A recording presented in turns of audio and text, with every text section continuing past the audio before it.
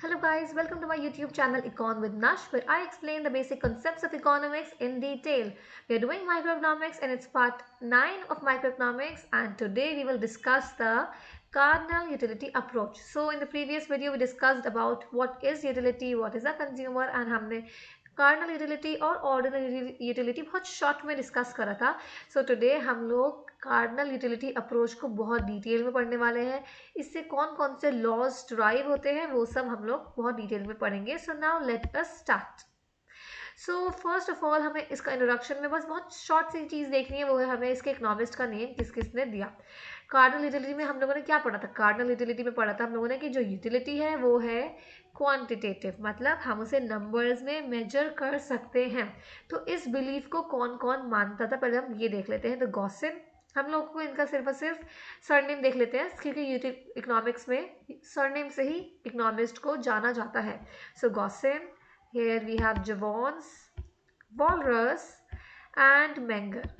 ये सब बिलीव करते थे जो यूटिलिटी है वो है क्वांटिटेटिव, वो क्वांटिटेटिव है यानी कार्डिनली मेजर हो सकती है नंबर्स में. ये इनका बिलीव था. अच्छा, अब हम देखते हैं हम यूटिलिटी को कैसे मेजर कर सकते हैं. सो utility is an abstract concept. Utility कैसा कॉन्सेप्ट है? एब्स्ट्रैक्ट, मतलब हम इसे ऑब्जर्व भी नहीं कर सकते. और टच, एब्स्ट्रैक्ट वो चीज़ होती है जिन्हें हम टच फील नहीं कर सकते हैं. तो यूटिलिटी को हम लोग टच नहीं कर सकते हैं. हम लोग इसे मेजर कर सकते हैं यूनिट्स में, नंबर्स में, एंटिटीज़ में. जैसे टेम्परेचर को मेजर करते हैं वैसे ही ये हमारा कि हम यूटिलिटी मेजर कैसे करते हैं ये समझना था हमें. ठीक है. सो यहाँ पे बस इतना ही इम्पोर्टेंट है. हम लोगों ने यूटिलिटी की डेफिनेशन प्रीवियस वीडियो में पढ़ी थी और हमने ये भी पता करा था कार्डिनल यूटिलिटी क्या है और ऑर्डिनल यूटिलिटी क्या है और ये सब. ठीक है. अच्छा, एक और चीज़ हम देख लेते हैं. यहाँ यूटिलिटी को अब मेजर करने की तो बात कर रहे हैं कार्डिनल यूटिलिटी अप्रोच में, लेकिन हम यूटिलिटी को किस टर्म में मेजर करेंगे? हम लोग को लेंथ मेजर करनी है तो हमारे पास सेंटीमीटर, मिलीमीटर, किलोमीटर होता है. वेट मेजर करने के लिए किलोग्राम, ग्राम्स होते हैं. यूटिलिटी को मेजर करने के लिए we have our own term that is utils. मैं कहूँगी एक एप्पल खाने से मुझे 10 यूटिल्स ऑफ यूटिलिटी मिल रही है. ठीक है. सो कार्डिनल यूटिलिटी में बहुत कुछ है, वो सब हम लोग डिटेल में भी पढ़ने वाले हैं. सो नाउ लेट अस सी. ओके, सो अब बहुत ही इम्पॉर्टेंट एक टॉपिक आ रहा है हमारा, टोटल यूटिलिटी और मार्जिनल यूटिलिटी. ये जो यूटिलिटी का जो कॉन्सेप्ट है ना, ये आपकी पूरी इकोनॉमिक्स में चलने वाला है. बस आप ये समझ लीजिए क्योंकि ये हर जगह यूज़ होना ही होना है. So first of all, what is total utility? ठीक है, टोटल यूटिलिटी.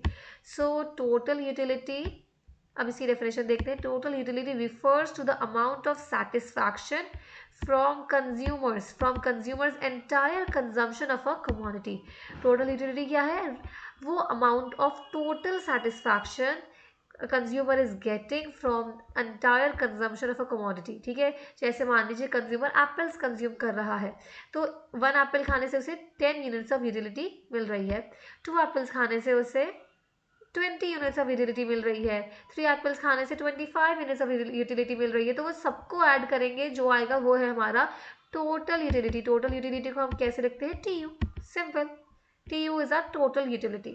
ठीक है. अच्छा, अब मार्जिनल यूटिलिटी क्या होता है? मार्जिनल यूटिलिटी, इसकी हम लोग डेफिनेशन देखते हैं. Let me highlight it.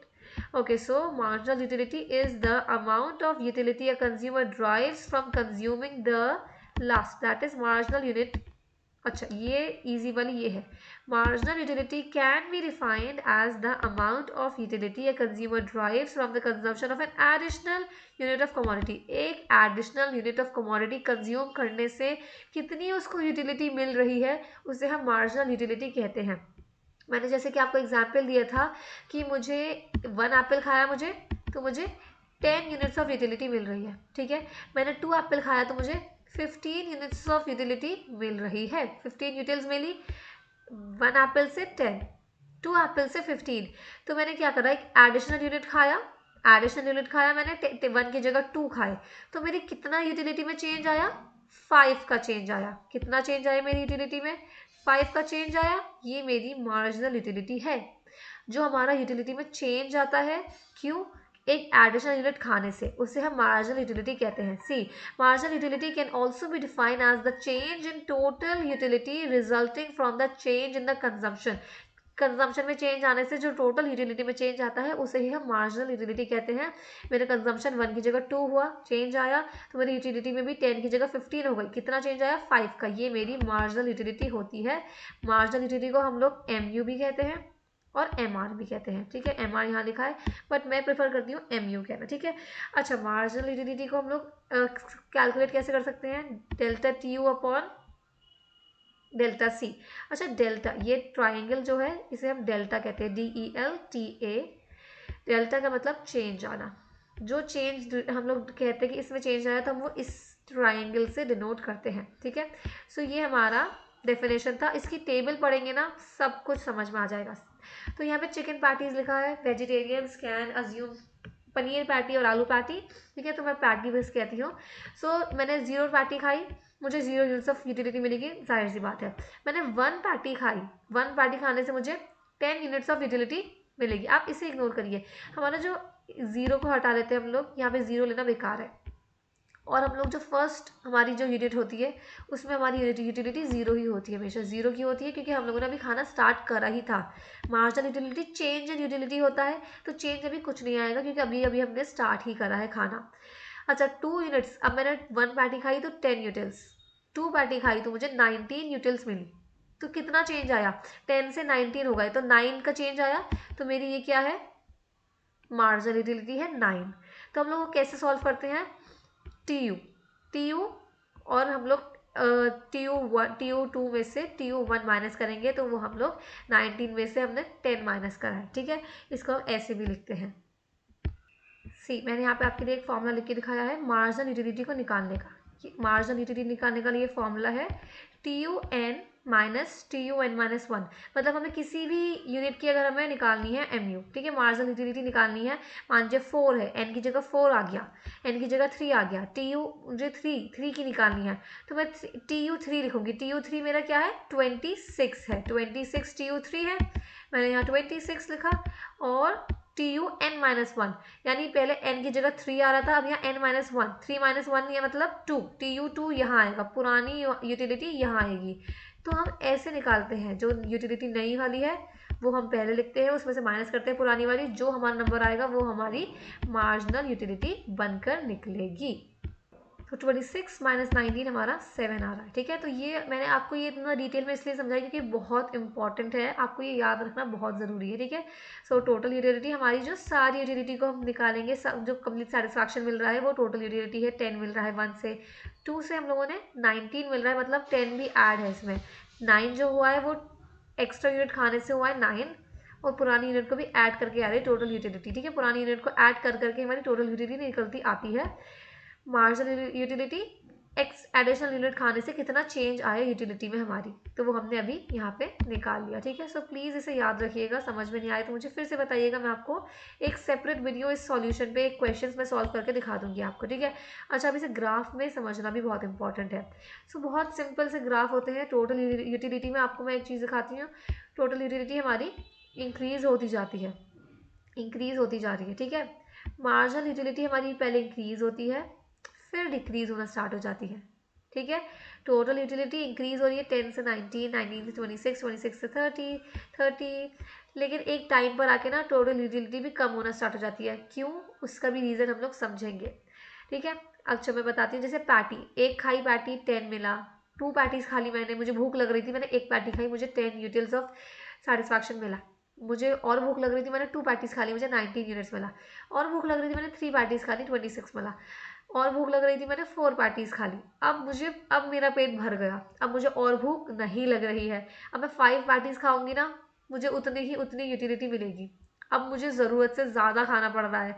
अब अगर मैंने 6 यूनिट्स खा ली तो वो बहुत ज़्यादा हो जाएगा, लिमिट से ज़्यादा, तो मेरी अब यूटिलिटी कम होना स्टार्ट हो जाएगी, क्योंकि मैं पहले भूख थी तो वो मुझे चीज़ अच्छी लग रही थी, अब मैं उससे बोर होना स्टार्ट हो जाऊंगी, तो हमारी यूटिलिटी वहाँ गिरना स्टार्ट हो जाएगी। अगर मैंने 7 खा ली तो मेरा तो दिल ही नहीं करेगा अब खाने का बिल्कुल, तो यूटिलिटी और ज़्यादा हमारी कम हो जाएगी। ठीक है, मार्जिनल यूटिलिटी का भी केस ऐसे ही होता है, पहले वो बढ़ती है फिर वो कम होना स्टार्ट हो जाती है। देखिए यहाँ पे तो 30 ही है, 30 में से 30 माइनस करो, तुम्हारा 0 यूटिलिटी आ गई, क्योंकि अब हम खाते खाते थक चुके हैं, अब हमें एक्स्ट्रा सेटिस्फैक्शन एडिशनल यूनिट से नहीं मिल रहा है, इसीलिए ये फॉल होती है। इसका ग्राफ अब हम समझ लेते हैं।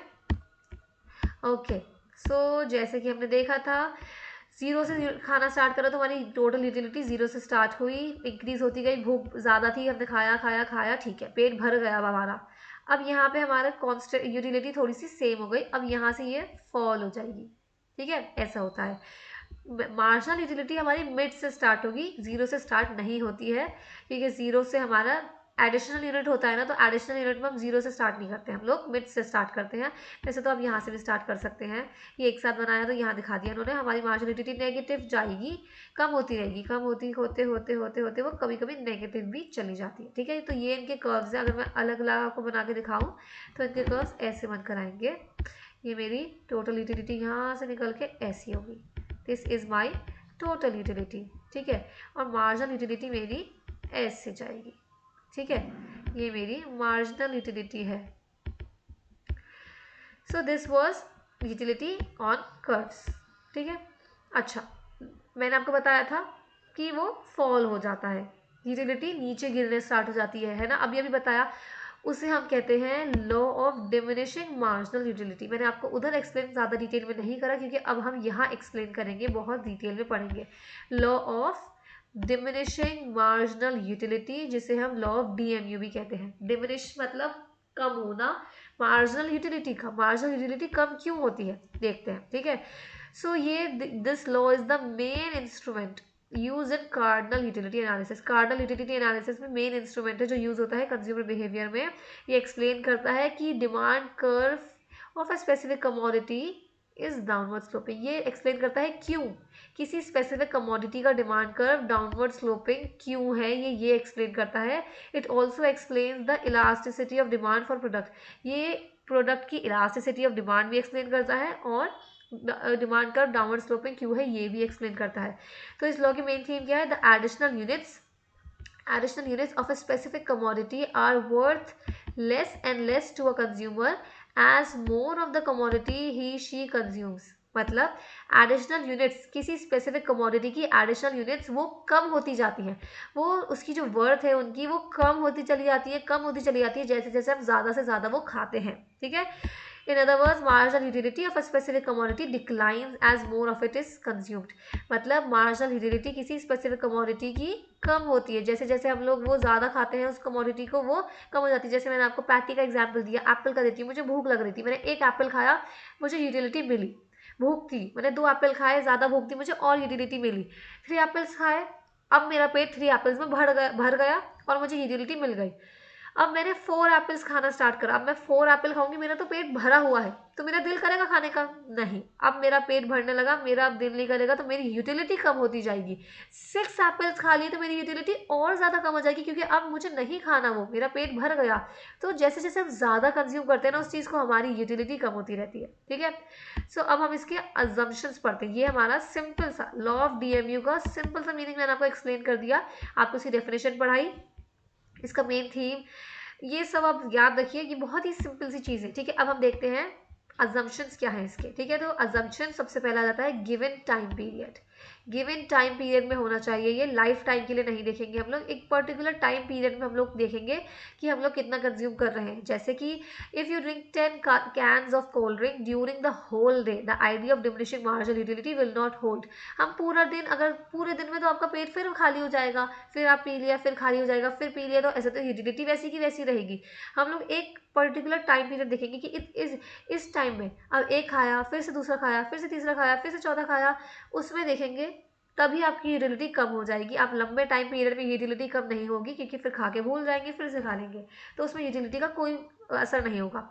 अच्छा, कंटिन्यूअल कंजम्पशन मतलब कंटिन्यूस कंजम्पशन होना चाहिए। The units of commodity are consume continually. मैंने एक एप्पल के बाद दूसरा भी खाऊं, तीसरा भी खाऊं, तभी मेरी यूटिलिटी का पता चलेगा कम हो रही है या नहीं, है ना।